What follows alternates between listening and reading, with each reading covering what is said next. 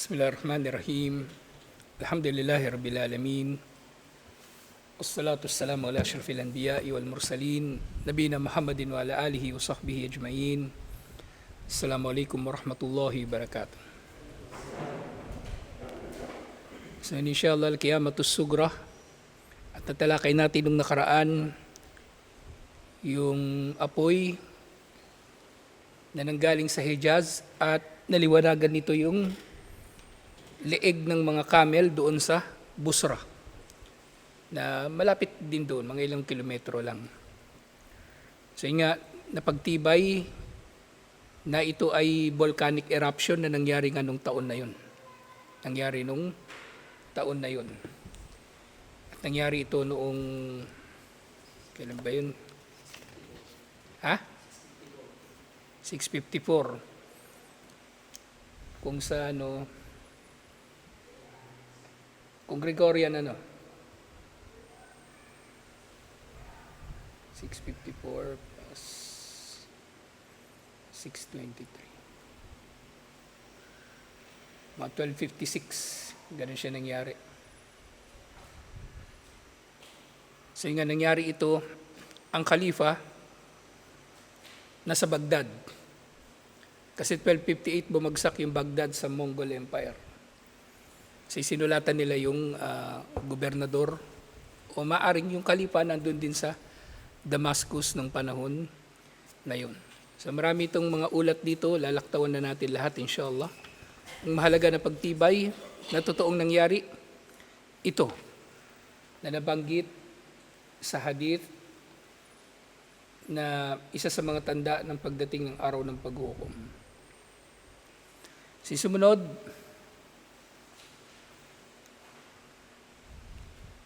number 4, sa mga maliliit na tanda na nangyari na hindi na raw kokolektahin ang jizya at ang kharaj.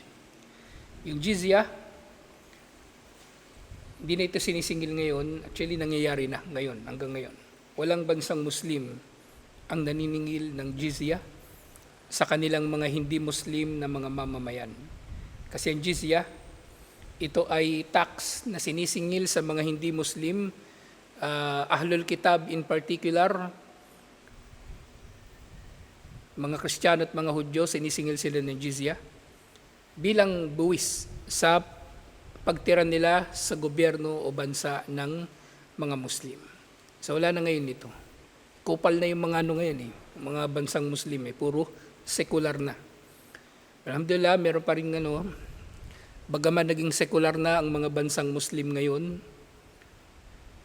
may mga nagsisikap pa rin alhamdulillah na mapanatili ang relihiyon. Ang Saudi Arabia bilang halimbawa, marami pa rin kabutihan ang nanggagaling sa kanila, alhamdulillah. Naroon ang Makkah at ang Madina. Siyempre, masigasig pa rin sila sa pagpapalaganap ng tauhid. So meron silang hari na hindi natin alam kung anong plano niya. So yung jizya, binabayaran ito ng mga hindi Muslim, particularly yung mga Hudyo at Kristiyano. At yung mga Hudyo at Kristiyano na nagbabayad ng jizya, tinatawag silang mga dhimmi o ahlud dhimma. Kasi sa Islam, merong 4 na uri ng kuffar. Merong 4 na uri ng kuffar. Una yung muharib. Ito yung kuffar na siyempre nakikibaka sa mga Muslim. Yung pumapatay sa mga Muslim, gumagawa ng mga pakana laban sa mga Muslim. At malinaw, ganyan ang maraming mga bansa ngayon. Amerika, France, Israel, China, lahat yan yung mga bansang kumakalaban sa mga Muslim. Kahit ano pang pinapakita nilang propaganda na mabuti ang pakikitungo nila sa kanilang mga citizen na Muslim, na totoo naman, pero nananatili na sila ay nakikipagdigma sa ilang mga Muslim. Okay? Hindi nila dinidigma lahat ng Muslim. Pero merong ilang grupo ng mga Muslim na dinidigma nila. Halimbawa sa US, maraming Muslim doon. Hindi naman nila pinahihirapan, hindi nila sinasaktan, pero nananatili ang Amerika na nangunguna sa mga bansang kufar na nananakop sa mga Muslim. Yun yung Muharib. Sumunod ito, yung Ahlul Dhimmah. Ito ni mga Hudyo at mga Kristiyano sa ilalim ng pamahalaan ng mga Muslim. Sumunod, yung Musta'min.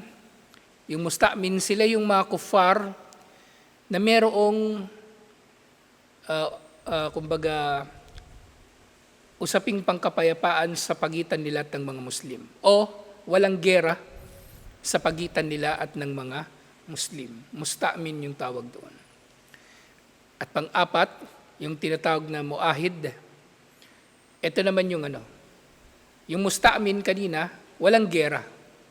Pero yung mu'ahid, merong kasunduan sa pagitan nila at ng mga Muslim. Yun yung pinagkaiba. So yung Musta'min, general, walang gera sila sa mga Muslim. At yung mga mu'ahid, sila yung mga merong kasunduan ang mga Muslim sa kanila o kanilang mga bansa na merong kapayapaan sa pagitan nila. So katulad nga dun sa panahon ni Propeta Muhammad sallallahu alaihi wasallam sa Khuzaa, sila ay mu'ahid sa mga Muslim. Ang Quraysh, muharib. Ang mga Hudyo ng Qurayda, Kainuka, at iba pang mga tribo ng mga Hudyo sa Madina, sila ay mga dhimmi sa Madina. At syempre yung mga Musta'min, ito naman yung mga neutral, kumbaga na mga kuffar. Mga neutral na mga kuffar. So merong 4 na uri. So isa-isa lang sinisingil yung jizya doon sa mga dhimmi. Tawaqquf al-jizya wal kharaj. Kanat al-jizya allati yadfa'uha ahlul dhimmah fi ad-dawlah al-islamiyya. So ang jizya daw ay binabayaran ng ahlul dhimmah sa bansang Muslim. So ito ay parang tax para sa mga Kristiyano at mga Hudyo. Ngayon para mailagay ito sa konteksto, para mas maintindihan natin ano ba yung jizya. Yung jizya, kumbaga, halimbawa dito sa Pilipinas, may foreigner, may Inchik, may Amerikano. So meron silang mga special na buwis na binabayaran sa gobyerno bilang foreigner. O hindi sila eksaktong kumbaga citizen dito sa bansa. Ganun yung jizya. Ganun yung jizya.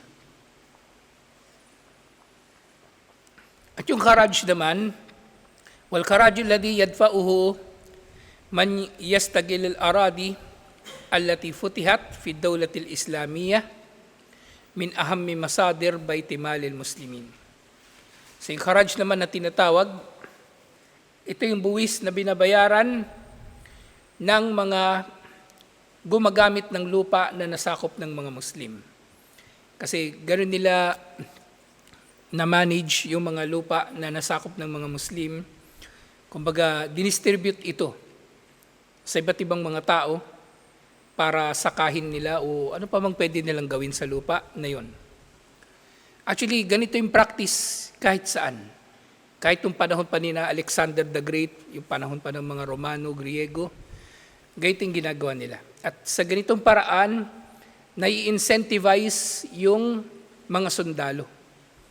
Bawa may mga sundalo, nakatulong sila para sakupin yung isang lugar. So bibigyan sila ng bahagi ng lupa doon na magiging kanila o maaring hindi kanila pero meron silang karapatan na gamitin. So yun yung kharaj sinisingil mula doon sa anumang kinikita sa lupa na yun. Bukod pa sa zaka. Bukod pa doon sa zaka. So yung kharaj, iba pa ito doon sa zaka. At syempre, itong jizya at yung kharaj ay ibinibigay sa Baitul Mal o kabangbayan o treasury ng mga Muslim. Bilang pagkukunan din syempre ng revenue para sa gobyerno ng Muslim. Katulad sa panahon natin ngayon, di ba may BIR, Bureau of Internal Revenue, so sila yung kumukuha ng mga tax sa mga tao. Tapos, ang pera na ito na mga kolekta nila, ipapasok sa treasury ng Pilipinas.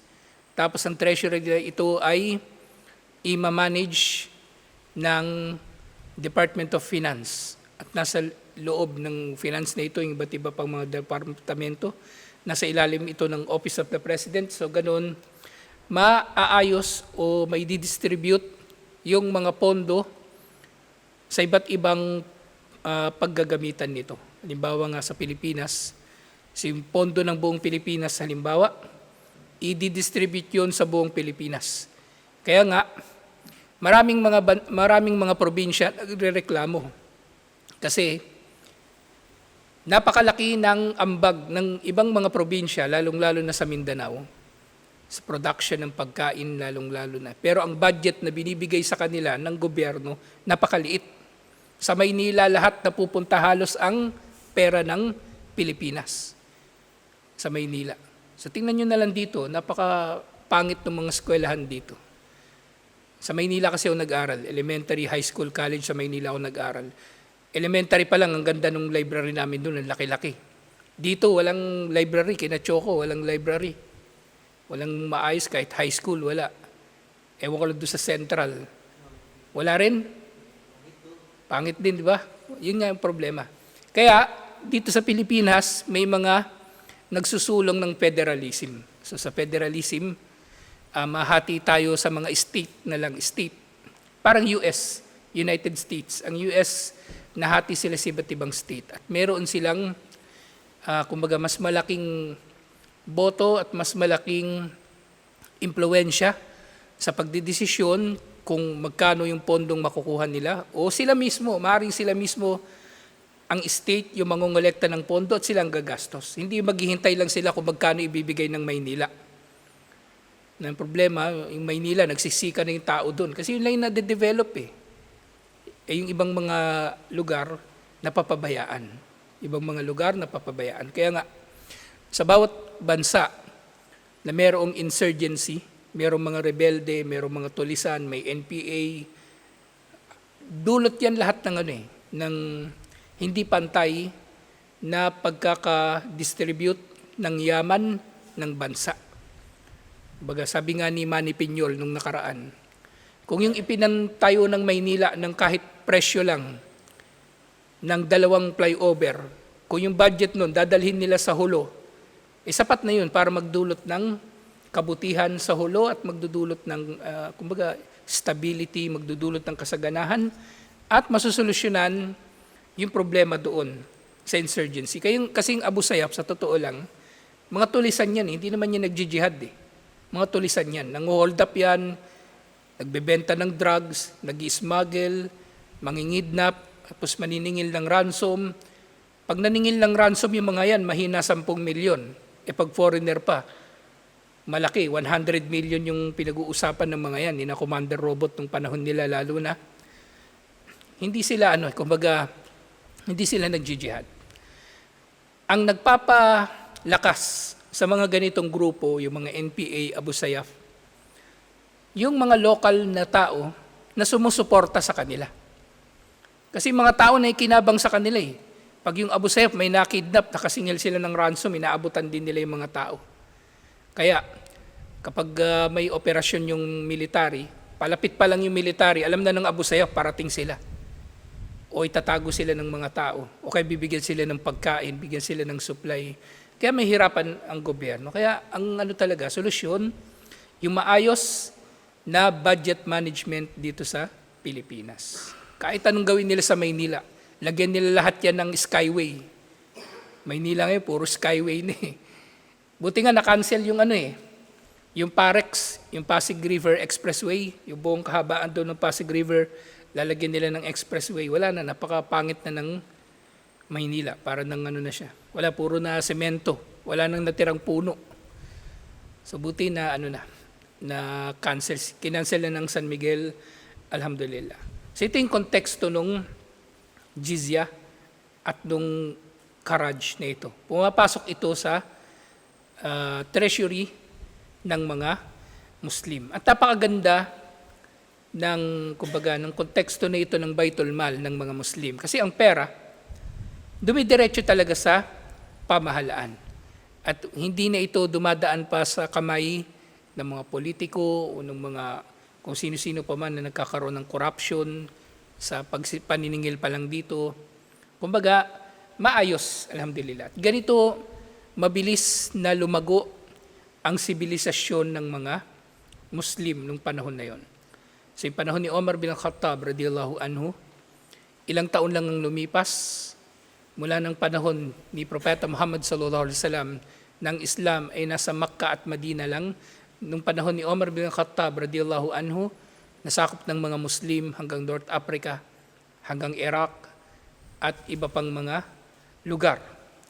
Dahil sa maayos na pamamahala, alhamdulillah. Siyempre, sa mga papamahalaan, isa sa pinakakailangan na pamahalaan yung paano kokolektahin yung mga buwis, ito nga yung jizya at yung kharaj, at kung paano ito magiging pondo ng gobyerno, alhamdulillah.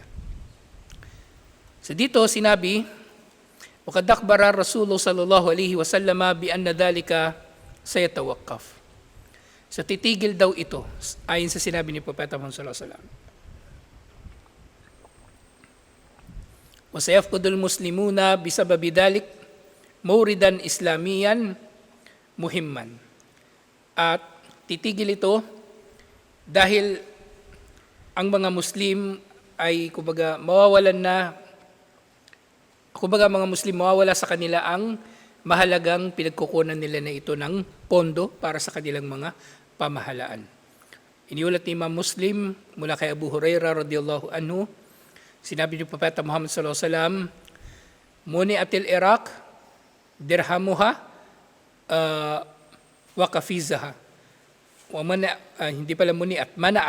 Mana'atul Iraq dirhamuha wa kafizaha wa mana'atil Syam muddaha wa dinaraha wa mana'at Misr irdabaha wa dinaraha. So yung binabanggit dito yung mga currency nila.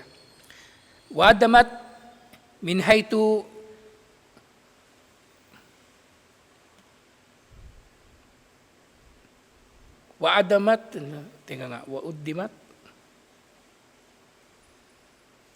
baligtad. Wa uddimat min haytu bada'at wa uddimat o udtum. Nakalito itong dito yung wording dito. Wa udtum min haytu bada'tum. Okay, udtum pala talaga. Wa udtum min haytu bada'tum wa udtum min haytu bada'tum. So dito, sinabi ni Propeta Muhammad sallallahu alaihi wasallam sa hadith na iniulat ni Imam Muslim, natitigil daw sa pagbabayad ng jizya yung Iraq. At syempre, maring tutukuyin na rin dito kasama na yung kharaj. Hindi na raw magbabayad ng Iraq at hindi na ito magbabayad ng kanilang dirham at kafiz. Yung dirham at kafiz, yun yung currency sa Iraq ng panahon ni Propeta Muhammad sallallahu alaihi wasallam. At titigil din sa pagbabayad ang Syria. Hindi na ito magbabayad ng kanilang mad at ng kanilang dinar, yung currency nila. At gayon din ng Egypt, hindi na ito magbabayad ng kanilang irdab at ng kanilang dinar. At sinabi ni Propeta Muhammad sallallahu alaihi wasallam, babalik kayo sa kung saan kayo nagsimula, babalik kayo kung saan kayo nagsimula. So ibig sabihin dito ni Propeta Muhammad sallallahu alaihi wasallam, nagsimula ang mga Muslim nang walang pera o walang pondo na nanggagaling mula sa kharaj at mula sa jizya. Ganito mangyayari muli. So babalik ang mga Muslim sa panahon na wala nang nasisingil na jizya at kharaj. Ngayon nga sa panahon natin ngayon ng mga bansang Muslim, siyempre pinagkakakitaan na nila pagnenegosyo, yung trade, halimbawa, lalong-lalo na yung langis. Ang marami sa mga bansang Muslim ay mayaman sa langis, lalong-lalo na yung Saudi Arabia, Qatar, UAE, Libya, Iraq, kahit yung Iran. At actually yung Brunei, bansang Muslim din, mayaman nito sa langis. Yung Malaysia, kaya yung mayaman yung Malaysia dahil mula nung una pang panahon, ang Malaysia kasi sentro siya ng kalakalan mula nung una pang panahon. Dumadaan doon yung maraming mga barko na nakikipagkalakalan. Yung mga barko na galing ng China, papuntang India, papuntang Africa, lahat yun dumadaan ng Malaysia. At actually hanggang ngayon, ganun pa rin. Siyempre, nandun yung Amerika. Yung mga barko naman na galing ng Amerika, doon na rin sila dumadaan. At pating Indonesia, nadadaanan na rin nila. Kaya nga sa panahon natin ngayon, yung China, gusto ng China na na magdomina ng maraming mga bansa. So pati yung Indonesia, kinakaalyado ng China. Sa ngayon, ang kaalyado ng China, kung halimbawa magkakaroon ng World War III, kaalyado ng China ang Russia at Iran. Pero puro kupar naman na bansa yun, so bahala sila sa buhay nila. So natigil ang mga ito at yung mga tao, ang mga Muslim, ang magiging kabuhayan na lang nila katulad sa panahon natin ngayon ay ang pagninegosyo. Kasi nawala ang pangunahing dahilan kung bakit meron nito, kung bakit nagkaroon ng jizya at kharaj. Ano yung nawala?